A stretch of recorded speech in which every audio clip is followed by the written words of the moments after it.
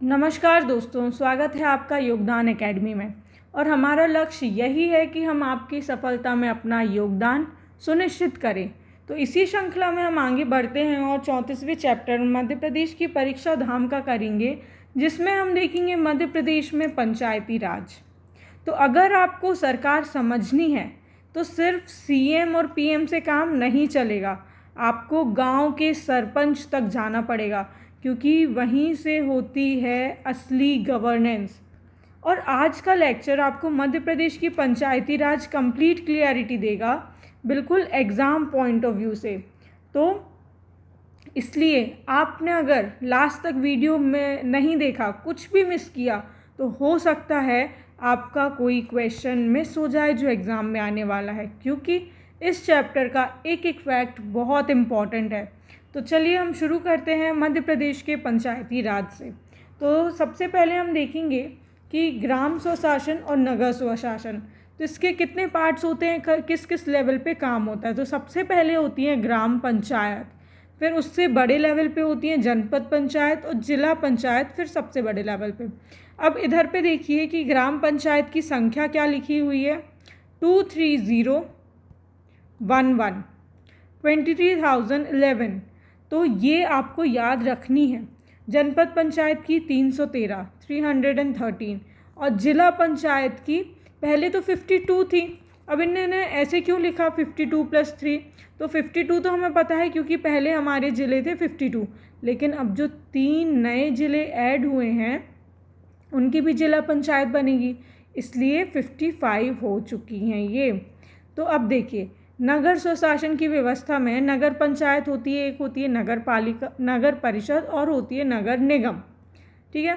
अब नगर पंचायत कितनी है हमारी, 304 है नगर पंचायत, नगर पालिका है 98 और नगर निगम है 17। तो ये आपको नगर निगम तो बहुत अच्छे से याद रखनी है कि हमारे यहाँ कितनी है, तो 17 नगर निगम है। अब आपको लग सकता है कि अगर आपको बेसिक इन्फॉर्मेशन नहीं है तो ये क्या है, कैसे ये परिषद कैसे बनती है, पंचायत कैसे बनती है, क्या ज़रूरी है जनपद पंचायत बनाने के लिए, और ऐसे ही क्वेश्चन एग्ज़ाम में आते हैं। तो आप पढ़ रहे हैं, पढ़ते पढ़ते अपने माइंड से क्वेश्चन कीजिए और फिर वो उसका सॉल्यूशन ढूंढिए चैप्टर में कि इसमें कैसे इलेक्शन होता होगा, इसमें मेंबर्स कितने हैं, और फिर उसके बाद जब आपको आंसर्स मिलेंगे ना तो एग्ज़ाम में आपको बहुत सहूलियत होगी, क्योंकि आप इस सिस्टम को बहुत बेहतरी से समझ चुके होंगे। ठीक है। अब आगे स्थानीय स्वशासन पे आते हैं हम और देखते हैं कि ग्रामीण क्षेत्र में और नगरीय क्षेत्र में, अभी हमने ऊपर देखा कि ग्राम पंचायत, जनपद पंचायत और जिला पंचायत होती है, और नगर क्षेत्र में नगर पंचायत, नगर पालिका और नगर निगम। तो ये आंटी बोल रही हैं कि यही है हमारी आदर्श पंचायत। समाचार पन्नों से कुछ इन्फॉर्मेशन मिलती है, तो ये बोलते हैं कि केंद्रीय ग्रामीण विकास और मत्स्य पशुपालन मंत्रालय द्वारा भोपाल में पशु सखी प्रशिक्षण ई-हेल्थ कार्यक्रम प्रारंभ हुआ। तो पशु सखी प्रशिक्षण वेटनरी के लिए जो हेल्प करेंगे, और तो ऐसा हमारे केंद्रीय ग्रामीण विकास और मत्स्य पशुपालन मंत्रालय द्वारा किया गया है। ठीक है। आगे बढ़ते हैं, मध्य प्रदेश में पंचायती राज व्यवस्था का विकास कैसे हुआ। देखो, ये तो अभी हमने देख लिया कि अभी ऐसा है, लेकिन इस लेवल तक डेवलपमेंट को पहुंचने के लिए बहुत सारे स्तर लगे, एक एक सीढ़ी चढ़ के ही हमने इतनी व्यवस्थित व्यवस्था बना पाए हैं। तो कैसे विकास हुआ, तो इस विकास को इन्होंने 2 खंडों में बांट दिया है। पहला खंड है ब्रिटिश काल के दौरान और दूसरा है स्वतंत्रता के बाद। तो पहले हम क्या देखेंगे, ब्रिटिश काल के दौरान। तो 1864 ईस्वी में मध्य प्रांत की राजधानी नागपुर में नगर पालिका परिषद की स्थापना की गई है। तो कहाँ पे, सबसे पहले नागपुर में की गई, क्योंकि वो मध्य प्रांत की राजधानी थी नगर पालिका की। रिपन प्रस्ताव के तहत स्वशासन अधिनियम 1833 पारित हुआ। तो रिपन कौन थी, वायसरॉय थे, लॉर्ड रिपन। तो इनको फादर ऑफ पंचायती राज और फादर ऑफ लोकल गवर्नेंस बोला जाता है, इनको father of local government in India, Ripon को। अब मध्य प्रांत एवं बरार ग्रामीण पंचायत अधिनियम आया 1920 में। महाकौशल क्षेत्र में पंचायती राज व्यवस्था स्थापित की गई इसके तहत। फिर देखिए 1920 में क्या होता है कि होलकर स्टेट ने पंचायत कानून को लागू किया और होलकर स्टेट में ये व्यवस्था चलने लगी। फिर उसके ही 6 साल बाद देवास, धार, नरसिंहगढ़, ग्वालियर और भी कुछ क्षेत्र हैं जहाँ पे पंचायती कानून लागू हुआ। तो ये हमने कुछ बेसिक इन्फॉर्मेशन देख ली है कि जो ब्रिटिश काल के दौरान हुए थे। अब देखिए स्वतंत्रता के पश्चात क्या होता है, तो कुछ भागों में हमारा मध्य प्रदेश बंट चुका है। तो वो भाग कौन कौन से हैं, तो ये आते हैं मध्य भारत, भोपाल राज्य, विंध्य प्रदेश और महाकौशल क्षेत्र। तो देखो क्या होता है, सबसे पहले मध्य प्रदेश पंचायती राज अधिनियम आता है कब, 1946 को। तो जिसे 1947 में ही पारित हो जाता है, 6 में आया और 7 में ये पारित हो गया, लागू हो गया। 1948 में द्वारिका प्रसाद मिश्र जी हैं, उनको जनपद योजना की सिफारिश की तथा यह योजना 1 जुलाई 1948 को लागू की गई। तो द्वारिका प्रसाद मिश्र जनपद योजना 1 जुलाई 1948, ये आप याद रखेंगे। अब मध्य भारत में देखते हैं, तो मध्य भारत में 1949 में देखो अभी तक क्रोनोलॉजी चल रही है यार की। सबसे पहले 46 में आया, 47 में लागू हुआ, 48 में द्वारिका प्रसाद मिश्र ने योजना लाई। अब 48 के बाद क्या आएगा, 49 तो 49 में मध्य भारत पंचायत अधिनियम पारित हुआ, जिसमें त्रिस्तरीय पंचायत प्रणाली का प्रावधान किया। तो त्रिस्तरीय क्या होता है, इसको बोलते हैं 3 टियर सिस्टम। तो यही है कि ग्राम पंचायत, जनपद पंचायत, जिला पंचायत, 3 लेवल पे। अब इसमें जिसमें ग्राम पंचायत होगी, केंद्र पंचायत होगी और मंडल पंचायत होगी जिला स्तर पे। तो सेम चीज़ है, ये तो ग्राम लेवल पे होगी, ये ब्लॉक स्तर पे होगी और ये हो जाएगी जिला स्तर पे। अब ग्राम पंचायत में वयस्क मताधिकार तथा गुप्त मतदान की चुनाव व्यवस्था की गई थी। तो सीक्रेट बैलेट सिस्टम और यूनिवर्सल वोटिंग इसमें की गई थी व्यवस्था, यूनिवर्सल एडल्ट फ्रेंचाइज की। इसमें केंद्र पंचायत तथा मंडल पंचायत के सदस्यों का अप्रत्यक्ष रूप से चुनाव किया गया था। ठीक है, ये मध्य भारत की बात देखी हमने। अब देखते हैं हम भोपाल राज्य की। तो भोपाल राज्य में 1952 में भोपाल पंचायत अधिनियम बना था और इसको 15 अगस्त 1953 को लागू कर दिया गया। अब प्रत्येक पटवारी के हलके में कितने, 1 ग्राम पंचायत की गठन की जाती है। जैसे ये हलका है पूरा जो एक पटवारी के अंदर आता है, तो इसमें 1 ग्राम पंचायत गठित की गई और इस दौरान 572 पंचायतें कार्यशील थीं। भोपाल राज्य की बात की हमने। अब देखिए आते हैं हम विंध्य प्रदेश पे। तो विंध्य प्रदेश का पुनर्गठन स्वतंत्रता के पश्चात पार्ट सी के रूप में वर्ष 1948 में किया गया।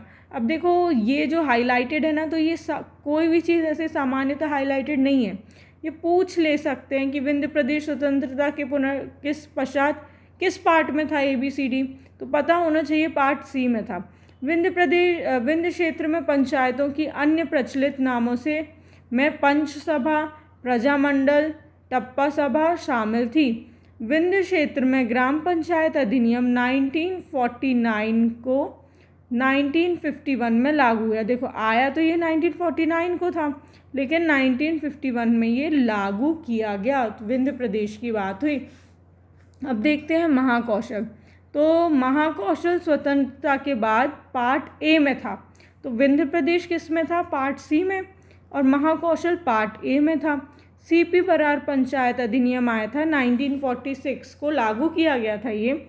इसमें आदिवासी जातियों के लिए अलग से पंचायत की व्यवस्था की गई थी और मध्य महाकौशल क्षेत्र में ग्राम पंचायत, ब्लॉक स्तर पर जनपद सभा और न्याय हेतु न्याय पंचायत और आदिम जाति पंचायतों का गठन भी किया गया था। तो देखिए हर क्षेत्र की इधर बात की गई है और उन पे ध्यान दिया गया है, चाहे वो ग्राम हो, ब्लॉक हो, जनपद हो या फिर न्याय पंचायत हो। और आदिम जाति की भी अलग से पंचायत इधर पे गठन की गई थी महाकौशल क्षेत्र में। अब मध्य प्रदेश में पुनर्गठन के बाद ना पंचायती राज का विकास कैसे कैसे हुआ, तो ऐसी बहुत सारी समितियां हैं जिन्होंने इसमें अपना योगदान दिया था। तो देखते हैं, काशी प्रसाद पांडे समिति आती है 1957 में। फिर आती है एक मध्य प्रदेश पंचायती राज अधिनियम आता है जो कि 1962 में आता है, 62 में। अब इसी को यही बार बार अमेंड हो रहा था, तो 62 में आया, 81, 90, 93 और फिर इसका संशोधन अधिनियम आया 2001 में और फिर 2004 में। तो आप अभी देखेंगे सबसे पहले कब आया था, 62 में। और काशी प्रसाद पांडे समिति का ईयर याद रखना है जो कि है 1957। अब काशी प्रसाद पांडे समिति इतनी इम्पॉर्टेंट थी कि इसके बारे में इतना सारा इन्फॉर्मेशन भी दिया है इन्होंने कि मध्य प्रदेश की स्थापना के पश्चात केंद्र सरकार के अनुरूप मध्य प्रदेश में भी काशी प्रसाद पांडे की अध्यक्षता में 29 जुलाई 1957 में 15 सदस्यीय सुधार समिति का गठन किया गया था। तो ये 15 सदस्यीय सुधार समिति हो गई जिसका गठन किया था। इस समिति ने सितंबर 1948 को अपनी रिपोर्ट सरकार को सौंपी जिसमें बलवंत राय मेहता समिति की अनुशंसा को शामिल किया गया था। तो बलवंत राय मेहता कमेटी भी बनी थी पंचायती राज के लिए जिसने तृतीय सिस्टम बोला था, तो इसके लिए अब त्रिस्तरीय पंचायती राज की स्थापना इस प्रकार होगी कि ग्राम स्तर पर ग्राम पंचायत, ब्लॉक स्तर पर पंचायत समिति और जिला स्तर पर जिला परिषद होगी। तो ये सारी चीज़ें समिति के ने डिसाइड की थी। अब मध्य प्रदेश पंचायती राज अधिनियम आता है 1962 और इसी का देखा था हमने कि कितनी बार ये अधिनियम आया और फिर संशोधन भी हुआ इसका 2001 और 2004 में। तो काशी प्रसाद पांडे की अध्यक्षता में 15 सदस्यीय समिति गठन कर त्रिस्तरीय अधिनियम लागू किया। मध्य प्रदेश पंचायती राज अधिनियम 1962 मध्य प्रदेश का पहला अधिनियम था और 1962 में मध्य प्रदेश पंचायती राज व्यवस्था को अधिकार सशक्त बनाने की दृष्टि से यह अधिनियम लाए गए। अब 1962 में भारत चीन युद्ध के कारण यह अधिनियम प्रभावी नहीं हो सके। तो क्या हुआ कि जब 1962 में बहुत भीषण भारत और चाइना का युद्ध हो गया था, तो उस टाइम पे ये जो गवर्नेंस वाले प्रोग्राम हैं वो सब तो रुक गए क्योंकि इमरजेंसी भी लगी थी और फोकस कहीं और था, गवर्नमेंट का, मिलिट्री का, आर्मी का। तो इधर उधर फोकस ना करके हमें अपने आप को प्रोटेक्ट करना था, इसलिए ये अधिनियम प्रभावी नहीं हो सका। अब हम देखते हैं कि पंचायती राज अधिनियम जो 1981 में आया था। देखो अब क्या होता है कि जब दूसरा एक्ट आता है ना तो पहले वाला चला जाता है क्योंकि इसके अकॉर्डिंग फंक्शनिंग होने लगेगी। तो जब पंचायती राज अधिनियम 1962 आया, 81 आया, तो इसने 62 को निरस्त कर दिया और लागू हो गया। इस अधिनियम के तहत मध्य प्रदेश में त्रिस्तरीय व्यवस्था पहली बार इसमें चुनाव संपन्न हुआ। तब तो ये था कि इधर पे ये लागू किया गया, लेकिन चुनाव किसके अंडर में हुआ था? जब 1981 वाला आया तो इसके अंदर में चुनाव संपन्न हुआ। अब देखते हैं कि कुछ और अधिनियम इसके कौन से हैं मध्य प्रदेश से संबंधित जो अन्य पंचायती अधिनियम है। तो सीपी बरार ग्रामीण पंचायत अधिनियम है जो कि 1920 में आया था, मध्य भारत पंचायत अधिनियम 1949 में, विंध्य प्रदेश पंचायत अधिनियम 1951 में और भोपाल पंचायती राज अधिनियम 1952 में आया था। इसके आगे हम देखते हैं मध्य प्रदेश पंचायती राज अधिनियम 1990। फिर से वही बात होती है कि जो 81 वाले था तो इसी में संशोधित करके 90 का अधिनियम आ गया। अब 90 के अधिनियम में बोल रहे हैं कि ग्रामीण विकास एवं उनकी समस्याओं को हल करने के लिए ये लाया गया। तो जायज़ सी बात है कि ये सारे उसी चीज़ के लिए आ रहे हैं कि ग्रामीण समस्या को ये हल कर सके। अब आते हैं कि पंचायती राज अधिनियम 1993। तो अब इस समय पे क्या होता है कि 73वें संविधान संशोधन अधिनियम को 24 अप्रैल 1993 को संपूर्ण देश में लागू कर दिया गया और सभी राज्यों को 1 वर्ष के अंदर कानून बनाने के लिए कह दिया गया।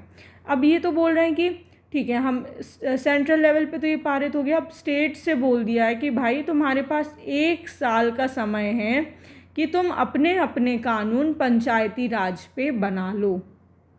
अब देखो, हर एक डेट इसमें बहुत बार एग्ज़ाम्स में पूछी गई है। कौन सी डेट? तो ये है विधेयक विधानसभा में प्रस्तुत कब किया गया, तो 29 दिसंबर 1993 को। विधेयक विधानसभा में पारित कब हुआ, तो ये है 30 दिसंबर 1993 को। देखो एक दिन में हो गया था, तो 29 दिसंबर को आया और 30 दिसंबर को ये पारित हो गया। अब देखो अधिनियम लागू करने की डेट क्या है, तो ये है 25 जनवरी 1994। अब साल का एंड तो चल ही रहा था, अगले महीने की 25 तारीख को 1994 में ये अधिनियम लागू हो गया। ये तीनों डेट आपको एकदम मुखाग्र होनी चाहिए क्योंकि बहुत इम्पॉर्टेंट है। अब ये भी याद करो कि अधिनियम आ तो गया, उसमें अध्याय कितने थे, तो 15 अध्याय थे और 132 धाराएं शामिल थी। अब नई संवैधानिक जो व्यवस्था के आधार पर त्रिस्तरीय पंचायतों व नगर प्रशासनों के चुनाव कराने वाला पहला राज्य कौन सा था? कौन सा राज्य था पहला? हमारा एमपी। तो मध्य प्रदेश ही ऐसा था जिन्होंने इन व्यवस्थाओं में पहली बार चुनाव कराया। ये PYQ क्वेश्चन है।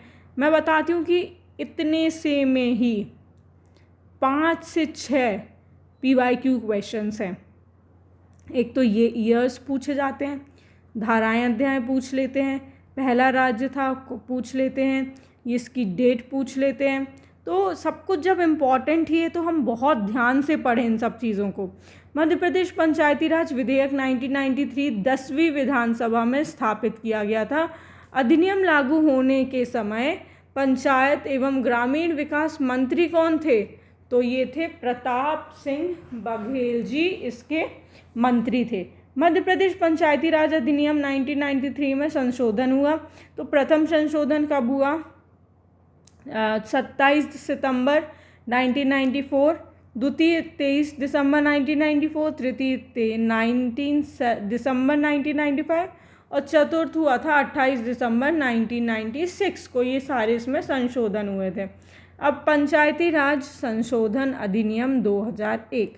देखो, अब इसको पढ़ने के पहले मैं चाहती हूँ आप अपने अगले पेज में आएँ और पहले ये टेबल पढ़ें, फिर उसके बाद हम वो इन्फॉर्मेशन पढ़ेंगे। तो ये है हमारा ग्राम स्वराज व्यवस्था 2001 और ये है ग्राम स्वराज व्यवस्था 2004। ठीक है, अब ये नहीं है, अब ये है। लेकिन क्वेश्चन पूछा जाता है कि पहले क्या था, अब क्या है, तो याद हमें दोनों होने चाहिए। इसमें क्या थी? 8 स्थायी समितियों का गठन किया गया था, लेकिन अब क्या हुआ कि सिर्फ 2 स्थायी समितियां बची।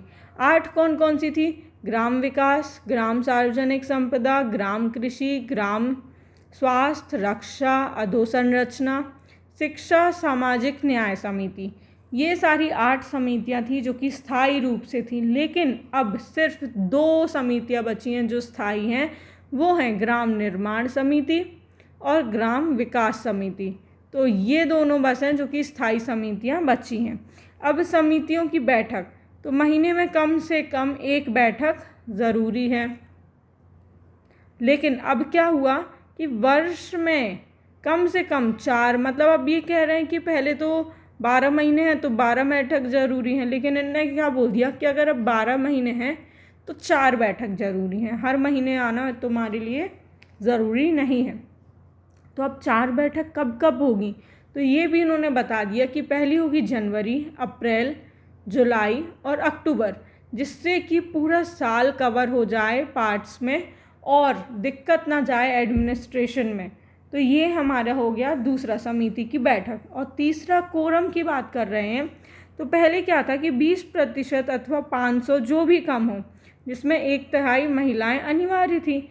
लेकिन अब इन्होंने कोरम कितना कर दिया? 10% अथवा 500 जो भी कम हो, तो 10% लोग हों या फिर 500 पीपल हो, इन दोनों में से जो भी कम हो वो इधर पे लागू हो जाएगा। तो अभी हमने देख लिया 2001 का और 2004 का। अब हम वापस आते हैं इन्फॉर्मेशन पे, तो अब आपको ज़्यादा क्लियरली समझ में आएगा कि मध्य प्रदेश द्वारा इस पंचायती राज एवं ग्राम स्वराज अधिनियम के नाम से इसे 26 जनवरी 2001 को लागू किया गया था। एक पंचायत के प्रत्येक राजस्व एक पंचायत के प्रत्येक राजस्व एवं वन ग्राम के लिए अलग अलग ग्राम सभा का गठन किया गया। ग्राम सभा की बैठक महीने में एक बार अनिवार्य की गई। तो पहले एक बार होती थी महीने में, अब क्या होती है, साल में 4 बार होती है। अब ग्राम सभा में गणपूर्ति कोरम के कुल सदस्यों की संख्या क्या 20%, जिनमें कि 1/3 महिलाएं अनिवार्य हैं। और प्रत्येक ग्राम सभा में एक ग्राम कोष की व्यवस्था की गई है, जिसके 4 अंग होते हैं ग्राम कोष के अंदर। तो अब इसमें कौन से 4 अंग हैं? ये है अन्न कोष, वस्तु कोष, श्रम कोष और नगद कोष। तो ये 4 प्रकार के हमारे हो गए हैं कोष, जो कि किसके अंदर आते हैं? ग्राम सभा के अंदर आते हैं। अब हम देखते हैं पंचायती राज संशोधन अधिनियम 2004। तो ये जो हमने देखा था, तो 14 सितंबर 2004 को ये मध्य प्रदेश के राजपत्र में प्रकाशित किया गया। इस अधिनियम में निम्नलिखित परिवर्तन किए गए कि 2 स्थायी समितियां कर दी, फिर 1 वर्ष में ग्राम सभा की 4 बैठकें अनिवार्य हैं, और ग्राम सभा में कोरम न्यूनतम 10% या फिर 500 लोग, 10% हो या फिर 500 पीपल हो, इतने ये ज़रूरी हैं। अब देखिए हमने टेबल तो देख ही लिए, अब हम आगे देखते हैं मध्य प्रदेश की त्रिस्तरीय पंचायती राज व्यवस्था। देखिए अब ये टेबल फॉर्म में करने से फ़ायदा होगा, आगे टेबल बनी तो हुई है लेकिन आप अपनी बुक में भी स्पेस रहता है तो लिख लीजिए। अगर हम वो चीज़ बार बार देखते हैं, टेबल फॉर्मेट में देखते हैं, तो हमें ज़्यादा अच्छे से याद रहती है। तो अब देखते हैं हम कि त्रिस्तरीय पंचायती राज व्यवस्था। तो ग्राम पंचायत सबसे पहले आती, तो अब हमें दिख रहा है ग्राम पंचायत में सबसे नीचे लेवल पे है, तो ये कहाँ पे? गांव स्तर पे होती है, और इसमें 23,011 होते हैं, ये हैं अभी पे। वार्ड इसमें कितनी ज़रूरत होती है? 10 से 20 वार्ड की। और इसमें डायरेक्ट इलेक्शन किसका होता है? सरपंच का होता है और पंच का होता है, तो 2 लोगों का। तो अब हम इसके बारे में इन्फॉर्मेशन पढ़ते हैं कि एक ग्राम पंचायत बनाई जाती है प्रत्येक गांव में। हर ग्राम पंचायत में कम से कम 10 और अधिक से अधिक 20 वार्डों में विभक्त होती है। तो 10 से 20 हमने ये पढ़ा था। वार्ड ग्राम पंचायत का चुनाव क्षेत्र होता है। हर वार्ड से एक पंच वार्ड मेंबर चुना जाता है। सरपंच गांव का मुखिया होता है, और सरपंच और पंच का चुनाव जो कि प्रत्यक्ष होता है। तो ये आपको याद रखना है कि सरपंच और पंच का चुनाव प्रत्यक्ष होता है, और गांव के उप सरपंच का चुनाव पंचों के द्वारा होता है, अप्रत्यक्ष रूप से होता है। अब ग्राम सभा एक सामान्य संस्था है, जबकि एक ग्राम पंचायत एक कार्यपालन और निर्वाचित संस्था है। अब मध्य प्रदेश में कितनी है? तो 23,011 ग्राम पंचायतें हैं। तो ये आशा है कि आपको ग्राम पंचायत की बेसिक चीज़ें बहुत अच्छे से समझ में आ गई होंगी। अब हम दूसरा देखते हैं जनपद पंचायत। तो जनपद पंचायत में देख रहे हैं कि कितनी है? 313 है, ब्लॉक स्तर पे होती है। इसमें मेंबर्स का चुनाव जो होता है डायरेक्ट होता है, और ये 10 से 25 वार्ड के बीच में होती है। तो हर जिला प्रखंड ब्लॉक में बटा होता है। हर ब्लॉक के लिए एक जनपद पंचायत बनाई जाती है। हर जनपद पंचायत में कम से कम 10 से 25 वार्ड होते हैं, और इसमें एक अध्यक्ष और एक उपाध्यक्ष होता है। और जिन्हें कौन चुनता है? तो जो सदस्य होते हैं ना, वो अध्यक्ष और उपाध्यक्ष को चुनते हैं। तो इनडायरेक्ट इलेक्शन होता है इनका। इनडायरेक्ट इलेक्शन किसका हो गया? एक जनपद पंचायत में 10 से 25 निर्वाचित जनपद सदस्य उस ब्लॉक में आने वाले सभी विधायक ब्लॉक क्षेत्र में आने वाले पंचायतों को 1:5 सरपंच से मिलकर बनती हैं। तो आपको ये समझ में आ रहा है कि जो एक जिला जनपद पंचायत होती है ना, तो उसमें कितने सदस्य होते हैं? 10 से 25 निर्वाचित सदस्य होते हैं। अब उसमें जो भी सब विधायक आते हैं ब्लॉक क्षेत्र में आने वाले सभी पंचायतों के, तो एक चीज़ का अगर 5वां हिस्सा करते हैं तो उतने मेंबर्स से मिलकर, सरपंच से मिलकर बनती है ये पूरी। सरपंच को जनपद पंचायत में आंशिक सदस्य के रूप में चक्रीय आधार पर लॉटरी के द्वारा 1 वर्ष के लिए चुना जाता है। तो इसमें लॉटरी सिस्टम के थ्रू 1 वर्ष के लिए ये इसमें सरपंच चुना जाएगा। मध्य प्रदेश में जनपद पंचायतों की संख्या कितनी है? तो 313 है। ये हम बार बार पढ़ चुके हैं। अब देखते हैं ऊपर वाले लेवल पे जिला पंचायत पे। तो प्रत्येक जिला के एक जिला पंचायत बनाई जाती है, ठीक है। अब जिला पंचायत में कितने वार्ड होंगे? तो इधर पे होंगे 10 से 35 वार्ड, जिला स्तर पे होगी, और मेंबर्स का इलेक्शन डायरेक्ट होगा। तो 10 से 35 निर्वाचित सदस्य। जिले में निर्वाचित लोकसभा व राज्यसभा सांसदों और विधायकों जिले की जनपद पंचायतों से भी अध्यक्षों को मिलाकर बनाती है। अब हर जिले पंचायत में एक अध्यक्ष और एक उपाध्यक्ष होते हैं, जिन्हें निर्वाचित सदस्यों के लिए चुना जाता है, ठीक है। मध्य प्रदेश में जिला पंचायतों की संख्या कितनी है? 52।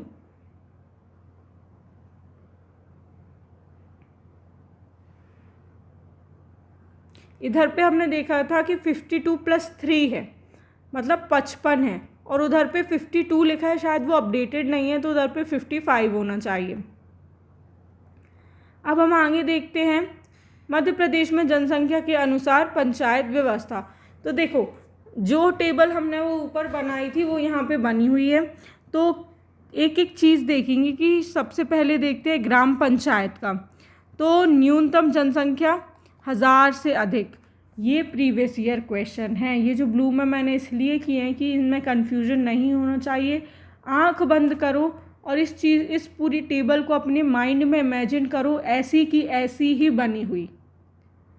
तो आपको एग्ज़ाम में आएगा तो आप फिर अपने माइंड में वो टेबल ही ओपन करना है। जैसे हम क्या करते हैं कि अपने कंप्यूटर में फ़ाइल सेव करते हैं ना, कि पता रहता है ये फ़ाइल सेव हुई है तो सामने वही चीज़ सामने आ जाती है। तो वैसे ही ऐसे ही सेव करो इस फाइल को भी अपने दिमाग में। तो इसमें ग्राम पंचायत में 1000 से अधिक न्यूनतम जनसंख्या है, जनपद पंचायत में 5000 से अधिक, और जिला परिषद में 50,000 से अधिक। तो ये जनसंख्या की बात की। अब इनके हेड कौन होते हैं? तो ये होते ग्राम पंचायत के सरपंच होते हैं, जनपद के होते हैं जनपद अध्यक्ष, और जिला अध्यक्ष जिला पंचायत के होते हैं।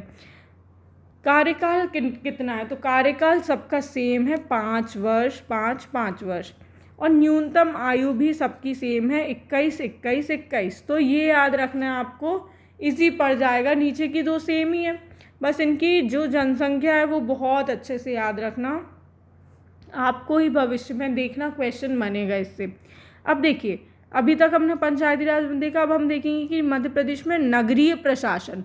तो नगरीय प्रशासन में क्या होता है? सबसे पहले कि मध्य प्रदेश में जब 1864 में महाकौशल क्षेत्र है जो, उसके अंतर्गत पहली बार जबलपुर को नगर पालिका बनाया गया। तो क्या क्या याद रखना है आपको इससे? एक तो 1864 में हुआ, कहाँ पे? महाकौशल क्षेत्र में पहली बार। कहाँ पे? जबलपुर में। क्या बनाई गई? नगर पालिका बनाई गई। तो आप देख पा रहे हैं कि एक लाइन में ही 4-5 फैक्ट दिए गए हैं, और वो सब बहुत इम्पॉर्टेंट हैं। अब मध्य भारत, तो ये तो मध्य प्रदेश की बात हो रही थी। अब मध्य भारत में सर्वप्रथम नगर पालिका कहाँ पे बनाई गई? तो इंदौर को, और विंध्य प्रदेश में दतिया को बनाई गई पहली नगर पालिका। अब महाकौशल क्षेत्र में पहला नगर पालिका अधिनियम 1867 में लाया गया। मध्य प्रदेश की प्रथम नगरीय संस्था मजलिस-ए-इंतज़ामिया का गठन कब किया गया था? तो ये गठन किया गया था 1907 में। अब देखो कि पहले हमने एक जबलपुर का फैक्ट पढ़ा था नगर पालिका का। दूसरा फैक्ट क्या है? नगर पालिका नगर निगम अधिनियम 1948 के तहत 1 जून 1950 को जबलपुर नगर पालिका के नगर निगम बनाया गया। तो पहले ये नगर पालिका थी। प्रमोशन हुआ, नगर निगम बना। कब बना? 1948 में बना। 1 जून 1950 को बनाया गया। अधिनियम आया था 1948 में। अब मध्य प्रदेश के पुनर्गठन के पश्चात प्रथम नगर पालिका अधिनियम 1956 में लागू किया गया था। और मध्य प्रदेश में पुनर्गठन के पश्चात प्रथम नगर पालिका अधिनियम ये हो गया। मध्य प्रदेश में नगर पालिका अधिनियम 1961 मध्य प्रदेश में 1 फरवरी 1962 को लागू किया गया।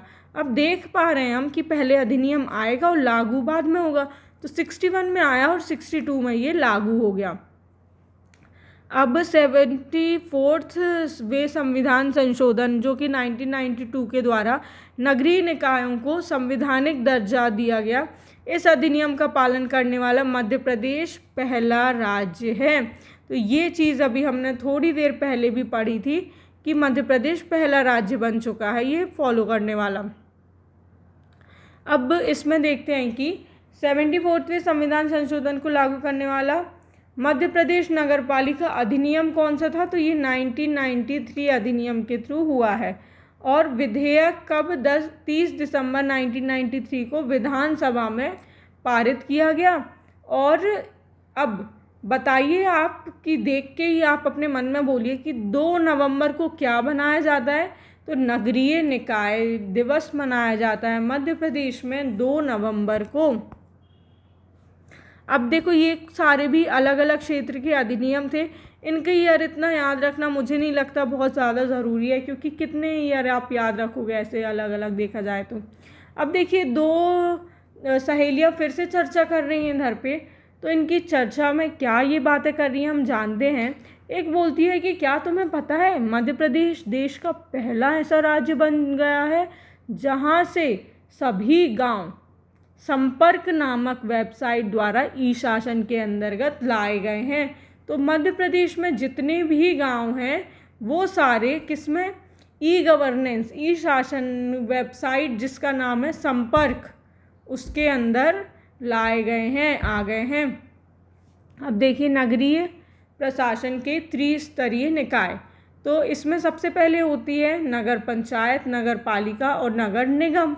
तो नगर पंचायत में कितनी, अभी तक हमारे यहाँ कितनी नगर पंचायत हैं? तो 304 हैं। इसमें कितने पॉपुलेशन की ज़रूरत पड़ती है? तो 20,000 से 50,000 तक। ये संक्रमणशील क्षेत्र में होती है। अब देखिए मिनिमम एज कितनी है इसमें? 21 साल है। तो 2 में तो आप 21 साल देख रहे हैं, लेकिन नगर निगम में 21 साल नहीं है, 25 साल है जो कि मिनिमम एज है। अब देखिए अगर आपने भी अपनी बुक में ऐसी टेबल बना ली ना अच्छे से, तो आपको फिर ये दिमाग में इमेज रहेगा कि 2 जगह 21 लिखा था, 1 जगह 25 है, तो सबसे ऊपर नगर निगम होता है, तो उधर की ही 25 साल होगी मिनिमम एज। नहीं तो बिना टेबल के कन्फ्यूजन क्रिएट होता है। इसलिए मैं बार बार बोल रही हूँ कि आप याद करो थोड़े इनोवेटिव तरीके से, जिससे कि बाद तक याद रहे। अब नगर पंचायत में एक चीज़ और थी कि इसमें वार्ड की संख्या 10 से 20 वार्ड ही ज़रूरी होते हैं। तो नगर पंचायत की हमने टेबल देख लिया। अब इसके बारे में फैक्ट्स पढ़ते हैं कि नगरीय क्षेत्रों में मुख्य रूप से बस्तियों में के उस समूह को सम्मिलित किया जाता है जिसके निवासी मुख्यतः गैर कृषि व्यवसायों में संलग्न होते हैं। ऐसे क्षेत्र में ग्राम से शहरी क्षेत्र बनने की ओर अग्रसर है, नगर पंचायत के रूप में निर्धारित किए गए हैं। तो जैसे कुछ गांव होते हैं जो कि डेवलप्ड इतने होते हैं कि बेसिक फैसिलिटीज़ सब हैं और वो शहरी क्षेत्र बनने के लिए आगे बढ़ते जा रहे हैं। तो ऐसे गांव यहाँ थे जिसमें पंचायत होती है। यह नगरीय क्षेत्र का प्रथम स्तरीय निकाय है। और मध्य प्रदेश में नगर पंचायत में कितने 20,000 से 50,000 पर बनाई जाती है। तो ये तो अभी हमने देखा ही था। चुने गए पार्षद अप्रत्यक्ष मतदान प्रणाली द्वारा अध्यक्ष और उपाध्यक्ष का चुनाव करते हैं। तो मतलब अब इधर पे हमें ये समझ में आ रहा है कि जो अध्यक्ष और उपाध्यक्ष का चुनाव है वो इनडायरेक्ट है, मतलब जनता डायरेक्ट उनको नहीं चुन रही। कौन चुन रहा है? पार्षद चुन रहे हैं। फिर नगर पंचायत की प्रशासनिक प्रमुख मुख्य नगर पंचायत अधिकारी होते हैं। अब देखते हैं हम नगर पालिका का। तो नगर पालिका में हमने देखा ये टेबल में 98 है। 50,000 से 3 लाख इसमें पॉपुलेशन होगी तो ये बन सकता है। मिनिमम एज 21 है। और वार्ड की संख्या कितनी ज़रूरी है? 20 से 40 वार्ड तक ज़रूरी हैं। तो नगर पालिका का गठन उन नगरीय क्षेत्रों के लिए होता है जहाँ 50,000 से 3 लाख जनसंख्या होती है। इनमें पार्षद का चुनाव प्रत्यक्ष, मतलब पार्षद को तो जनता ही चुनेगी, लेकिन अध्यक्ष का चुनाव अप्रत्यक्ष होगा क्योंकि इसको फिर पार्षद चुनेंगे। हमारे यहाँ रिप्रेजेंटेटिव सिस्टम है, तो जिसको हमने रिप्रेजेंट किया है वो आगे लोगों को चूज़ कर रहा है, तो ये सिस्टम इसके तहत सही है। अब संबंधित क्षेत्र के सांसद व विधायक नगर पालिका के पदेन सदस्य होते हैं। तो पदेन सदस्य कौन कौन? सांसद या विधायक जो हैं वो होंगे। अब नगर निगम की बात करते हैं हम। तो नगर निगम में क्या है कि ये बृहत्तर नगरीय क्षेत्र में आता है। इसकी अगर कहीं की भी 3 लाख से ज़्यादा पॉपुलेशन है तो वहाँ पे नगर निगम बनेगा। मिनिमम एज 25 है और वार्ड इधर पे 40 से 85 वार्ड तक, 85 वार्ड तक होंगे तो फिर हमारे नगर निगम बनेंगे। अब नगर निगम संघ राज्य क्षेत्रों में नगर निगमों का गठन संसद के अधिनियम तथा राज्यों में नगर निगमों के गठन विधानमंडल के अधिनियम से होता है। तो देखो, अगर संघ राज्य क्षेत्र मतलब यूनियन टेरिटरी है तो उधर पे जो संसद रूल बनाएगा उसके तहत होगा, और अगर राज्य में ही हो रहा है तो जो विधानमंडल विधानसभा रूल बनाएंगी उसके तहत होगा। बेसिक चीज़ है। अब नगर निगम का राजनैतिक प्रमुख महापौर होता है, और महापौर जो होता है ना वो प्रथम नागरिक भी होता है किसका? महानगर का। और ये बैठकों की अध्यक्षता भी करता है, जो नगर निगम की बैठक होती है उनकी। और महापौर का चुनाव जो होता है ना वो प्रत्यक्ष या अप्रत्यक्ष तरीके से हो सकता है, इसका कंफर्म नहीं है डायरेक्ट होना है इनडायरेक्ट होना है। और इसका जो कार्यकाल होता है ये भी राज्यों पे छोड़ दिया गया है कि पर्टिकुलर जो स्टेट है तुम्हें अपने महापौर का चुनाव कैसे करना है और उसका कार्यकाल कैसा रखना है, ये आपकी पावर है। नगर निगम का सदस्य पार्षद कहलाता है और नगर निगम में मुख्य प्रशासनिक अधिकारी आयुक्त होते हैं। अब मध्य प्रदेश में महापौर का चुनाव हुआ था 1994 में, पार्षद द्वारा अप्रत्यक्ष रूप से किया गया था ये चुनाव। 2000 के बाद देखो, अभी तो अप्रत्यक्ष रूप से किया गया, लेकिन फिर क्या हुआ 2000 में मध्य प्रदेश में महापौर का चुनाव प्रत्यक्ष मतलब डायरेक्ट इलेक्शन होने लगा। पहले इनडायरेक्ट इलेक्शन होता था। और जो उप महापौर का पद होता है वो मध्य प्रदेश में नहीं होता है। तो हमने ये तीनों सिस्टम इसके भी समझ लिए। अब हमने अभी देखा था कि नगर निगम कितने हैं।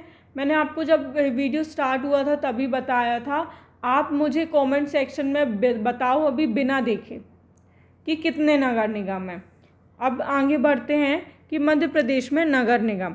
तो मध्य प्रदेश वर्तमान में 16 तो थे और एक और बढ़ गया है तो 17 नगर निगम हो गए। तो कौन कौन से एक बार हम नाम पढ़ लेते हैं कि भोपाल, इंदौर, जबलपुर, ग्वालियर। तो ये 4 बड़े महानगर तो हो ही गए। फिर इसमें उज्जैन, सागर, रीवा, छिंदवाड़ा, रतलाम, मुरैना, सिंगरौली, बुरहानपुर, देवास, सतना, कटनी, खंडवा और भिंड, ये 17 नगर निगम हो गए हैं। नगर निगम प्रस्तावित कहाँ पे है? तो दतिया में है अभी। और 7 नगर निगमों में महापौर का पद महिलाओं के लिए आरक्षित है। तो कितने में है ये? नंबर याद रखेंगे कि 7 नगर निगम में। अब जैसे हमने ऊपर वाली टेबल देखी थी वैसे ही नगर निकाय की शर्तें व योग्यताओं की टेबल है। तो सबसे पहले नगर पंचायत, नगर पालिका और नगर निगम। तो जनसंख्या इसकी कितनी होती है? 20 से 50 होती है जनसंख्या, 50 से 3 लाख, और 3 लाख से अधिक होगी तो नगर निगम बनेगा। प्रमुख इसमें अध्यक्ष होता है, इसमें भी अध्यक्ष, लेकिन नगर निगम में महापौर या फिर मेयर होता है। अब देखो इनका कार्यकाल तो 5 वर्ष इधर पे तय है। न्यूनतम आयु 21 वर्ष है और 25 वर्ष नगर निगम के जो नगर निगम की है उसमें जो भी मेंबर्स होंगे उनकी न्यूनतम आयु कितनी होगी? 25। अब मध्य प्रदेश चुनाव में न्यूनतम आयु, तो ये देखो इतने अच्छे से इन्होंने लिख दिया है कि मुख्यमंत्री और विधायक की 25-25 होगी, ये हमें याद रखना है। 21-21 किसकी है? सरपंच उप सरपंच की। तो ये दोनों पेयर तो बन गए, बचे 2 और। तो राज्यपाल की 35 होती है, ये हम बहुत बार पढ़ते हैं, और महापौर की भी 25 होती है। तो मुख्यमंत्री, विधायक और महापौर, इन तीनों की ये होती है 25 वर्ष मिनिमम एज। अब हम देखते हैं कुछ नए चीज़ें। ग्राम सभा के बारे में कुछ तथ्य दिए गए हैं कि अनुच्छेद 243A में ग्राम सभा को परिभाषित किया गया है। ग्राम सभा ग्राम में उपस्थित सभी मतदाताओं से मिलकर बनी होती है।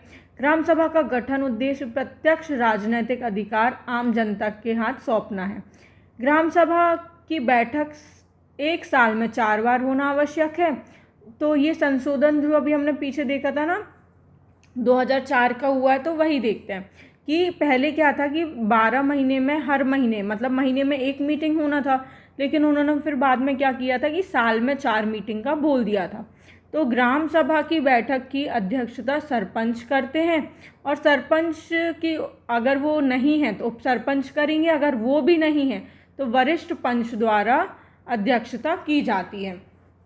तो ये अगर कोई भी बैठक है ना, तो 7 दिन पहले से सूचना देनी पड़ेगी कि भाई बैठक है, आना है, नहीं तो फिर ऐसे में मान्य नहीं होगी। ग्राम सभा बैठक बुलाने की जिम्मेदारी सरपंच की होती है। कौन बुलाता है? सरपंच बुलाता है। अब देखो, ये ग्राम का मुखिया बैठा है, ये कोई योजना हो रही है और ये सब मेंबर्स बैठे हैं, डिसाइड हो रहा है। अब हर एक मेंबर बैठा है। तो इधर पे आप देख पा रहे हैं कि एक बच्चा भी बैठा हुआ है, तो वो भी उसमें भाग ले रहा है। अब इसमें पंचायती राज में महिला आरक्षण के बारे में देखते हैं। तो मध्य प्रदेश में पंचायत चुनाव में महिलाओं को 50% आरक्षण 2007 में दिया गया था। तो ये प्रीवियस ईयर क्वेश्चन है कि इन्होंने आरक्षण पूछा था और उसका परसेंट पूछा था कि कितना परसेंट है।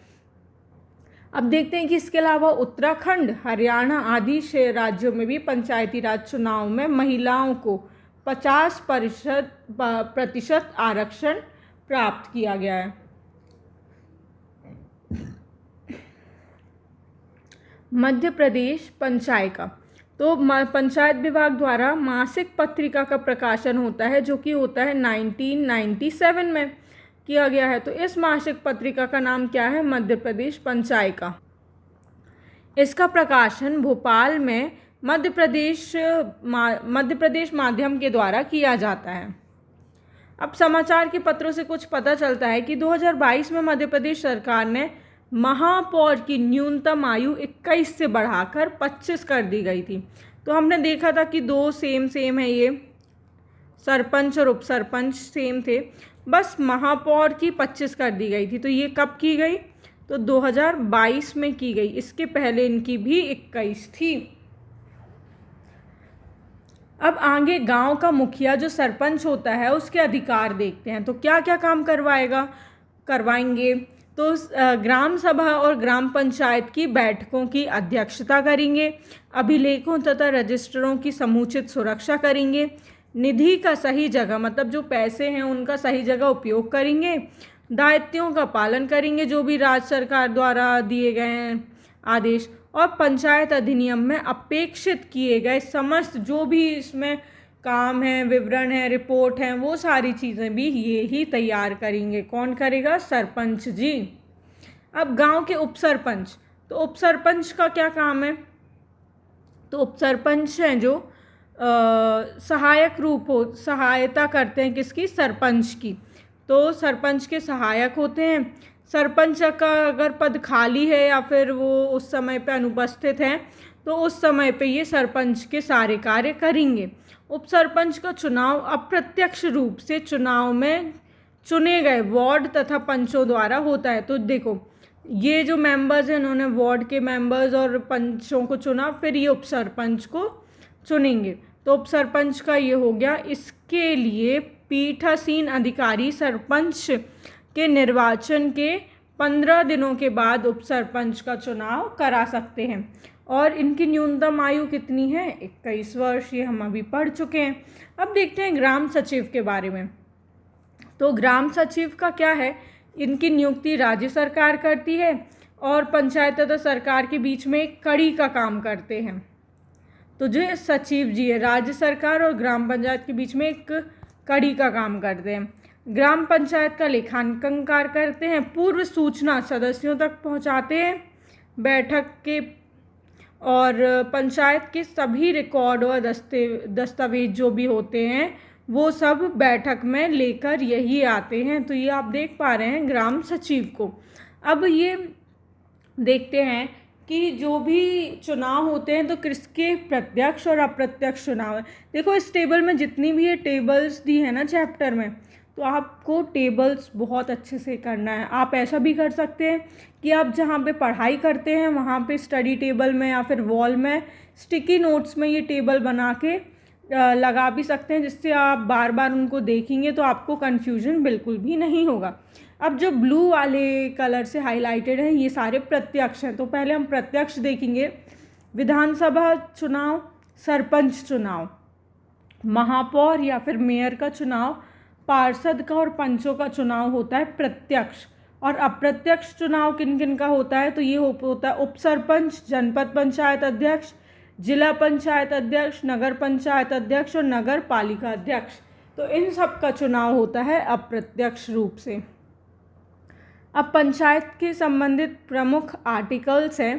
तो देखो मैंने किस तरीके से मुझे याद है मैं आपको बता रही हूँ, बाकी आपको अपने जो भी तरीका हो याद करने का या फिर नॉर्मली भी हो जाते हैं तो वो आप कर लीजिएगा। कुछ कुछ की मैं ट्रिक बता दूंगी। तो देखो ए में तो ग्राम सभा आता है, तो जब हम सभा लिखते हैं तो ये सभा, तो ए से ये हो जाएगा। फिर दूसरा आता है गठन, तो बिल्ट, पंचायत बिल्ट हो रही है तो बी से बिल्ट हो जाता है, बी से गठन। फिर सी से कंस्टिट्यूट मतलब संरचना करना, तो पंचायतों की संरचना। डी से है रिजर्वेशन आरक्षण, तो ये आपको याद करना पड़ेगा आरक्षण। ई से है अवधि, तो ई से लिखते हैं एरा, तो एरा हो जाएगा अवधि 243। एफ से सदस्यता के लिए अयोग्यताएं, तो अयोग्यताएं हो गई। फिर आते हैं जी से, तो शक्तियाँ, तो जिसके पास भी शक्तियाँ होती हैं तो उसके सामने हम जी करते हैं ना, तो इसलिए जी में हो जाएंगी शक्तियाँ। एच से आ जाएंगे पंचायतों का कर शक्तियाँ मतलब टैक्स, तो इसमें हम ऐसे याद किया है, मैंने बहुत पहले याद किया था।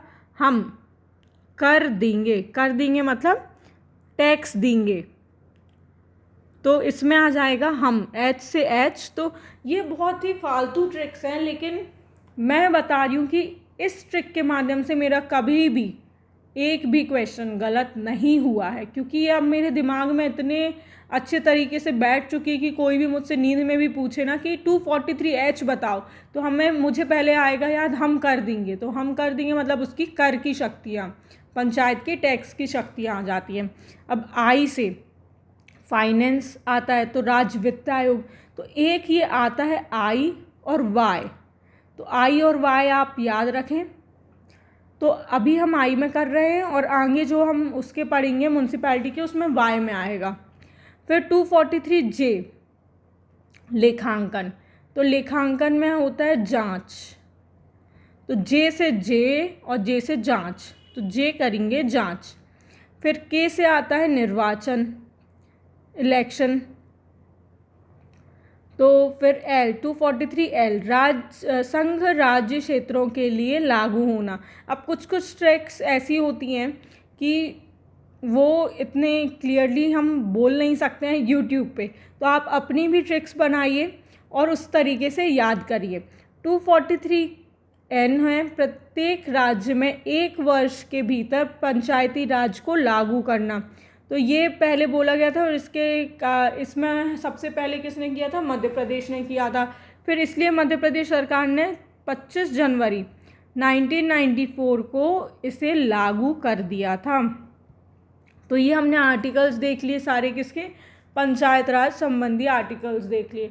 अगर आपको लग रहा है कि मुझे ट्रिक्स अच्छे से याद नहीं हुई है तो आप मुझे बताइए, हम सिर्फ आर्टिकल्स का ही एक अलग से वीडियो लाएंगे और उसकी ट्रिक बताएंगे, क्योंकि एग्ज़ाम्स में article are the most important और ट्रिकी लगने लगता है अगर जब हमें समझ में नहीं आता है कि इसका क्या है इसका क्या है, सब एक से लगते हैं। अब कौन किसको त्यागपत्र दे सकता है, तो देखो 2 लोग जो हैं कलेक्टर को अतिरिक्त कलेक्टर या फिर अतिरिक्त कलेक्टर को, तो जनपद अध्यक्ष और उपाध्यक्ष कलेक्टर का हो गया। 2 लोग क्या संभागीय आयुक्त को देते हैं, तो जिला पंचायत अध्यक्ष और जिला पंचायत उपाध्यक्ष। तो ये दोनों तो हमने देख लिए। अब कौन बचता है, जनपद सदस्य। तो जो जनपद का अध्यक्ष होगा उसको दे देंगे, और जो जिला पंचायत का सदस्य होगा वो जिला पंचायत के अध्यक्ष को दे देंगे। ठीक है। अब देखिए, मैंने बात की थी कि इसके बाद आएंगे नगर पालिका से संबंधित अनुच्छेद। तो 243 प्री में आती है परिभाषा, क्यू में आता है गठन, आर में नगर पालिका की संरचना, एस से समितियों आदि का गठन, टी से स्थानों का आरक्षण, यू से नगर पालिकाओं की अवधि, वी से आता है नगर पालिका सदस्यों के लिए अयोग्यताएं, नगर पालिकाओं की शक्तियाँ डब्लू में, एक्स में आती है नगर पालिकाओं की कर आरोपित शक्ति, और वाई में आती है वित्त आयोग। तो मैंने पिछले में बताया था आई और वाई, तो उधर पे आई था, इधर पे वाई पे है। अगर आपको इन सब की भी ट्रिक चाहिए है तो आप मुझे बताएं, इसका मैं वीडियो अलग से बनाऊंगी या फिर कमेंट सेक्शन में लिख दूंगी इसकी ट्रिक्स। अब जेड से आती है नगर पालिकाओं के लेखाओं की संपरीक्षा। फिर जेड ए, तो जेड ए में क्या है, नगर पालिकाओं के लिए निर्वाचन या फिर चुनाव आयोग। फिर संघ राज क्षेत्रों को लागू करना जेड बी में। जेड सी में आता है इस भाग के कतिपय क्षेत्रों को लागू ना होना। फिर जेड डी में जिला योजना के लिए समिति, very important article, Z D बहुत बार पूछा गया है एग्जाम में। जेड ई महानगर योजना के लिए समिति बनाना। तो ये सारे हमने नगर पालिका से संबंधित अनुच्छेद देख लिए। अब देखते हैं कि जो पंचायती राज से संबंधित संस्थान हैं वो कहाँ कहाँ पे हैं। तो 3 संस्थान हैं जो कि जबलपुर में हैं, तो वो हम देखेंगे। पहला संस्थान है महात्मा गांधी राज्य ग्रामीण विकास संस्थान, जो कि जबलपुर में है। दूसरा है Borlaug institute for South Asia R&D केंद्र, तो ये भी जबलपुर में है। और तीसरा है राष्ट्रीय खरपतवार अनुसंधान, जो भी जबलपुर में है। संजय गांधी युवा नेतृत्व एवं ग्रामीण विकास संस्थान पचमढ़ी में है। ठीक है, पचमढ़ी में ये संजय गांधी। अब 4 हैं, पहले हमने 3 देखे जबलपुर के, अब हम 4 भोपाल के और देख लेते हैं, फिर जो बचेंगे वो देखे जाएंगे। तो भोपाल में पहला कौन सा है, वाल्मीकि संस्थान। फिर भारतीय मृदा विज्ञान संस्थान, भारतीय वन प्रबंधन संस्थान और सुंदरलाल पटवा राष्ट्रीय नगरीय प्रबंधन संस्थान। तो ये सारे भोपाल में हो गए। देखिए, अब मैंने इसमें क्या किया है कि जबलपुर वालों को अलग कलर से कर दिया, भोपाल वालों को अलग कलर से कर दिया। तो कुछ आपके दिमाग में भी तो इमेज फॉर्मेशन हो रही होगी कि ऐसा अलग अलग ये सेग्रीगेट हो गया है। तो ये सब चीज़ें हमें पढ़ते पढ़ते सीखनी है कि हमारे दिमाग को ज़्यादा मेहनत भी ना करनी पड़े और हमें जल्दी याद भी हो जाए। तो बहुत सारी लर्निंग टेक्निक्स होती हैं, तो वो आप एक्सेप्ट करें, जिससे आपको बहुत ज़्यादा हेल्प मिलेगी। क्योंकि इमेज फॉर्मेशन, निमोनिक्स, ये सारी चीज़ें बहुत हेल्प करती हैं चीज़ों को रटने में, और समझना तो आपको खुद ही अच्छे से पड़ेगा। अब संजय गांधी हमने देखा, ये पचमढ़ी में है। Barli development institute for rural women, ये इंदौर में है। और जो वॉरलॉग, अब कंफ्यूज नहीं होना, वॉरलॉग इंस्टीट्यूट जबलपुर में है और बार्ली डेवलपमेंट किसमें, इंदौर में। फिर आता है स्कूल ऑफ रूरल मैनेजमेंट, तो ये रतलाम में है। और राष्ट्रीय ग्रामीण विकास संस्थान, ये हैदराबाद में है।